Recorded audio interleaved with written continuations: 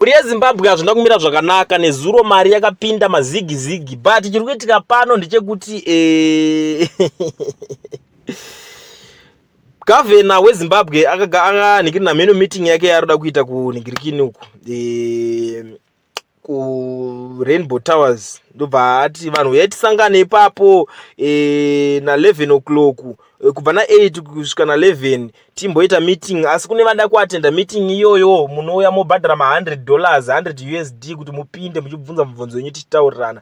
Zvinova zvinhu zvavhundutsa vanhu vakawanda kuti haisiriyo here nguva yekuti vange vachitoshandisa mazigi acho vakuchaja kuti 100 zigi vagadzira mari nyowani voti ine nhingirikini yakasimba yozotadza kushandiswa ipovo vacho havasi kutoitrust vakutoti vakushandisa mari dzekunze. Apa ndiye governor wacho arikuita meeting yemari iyoyo.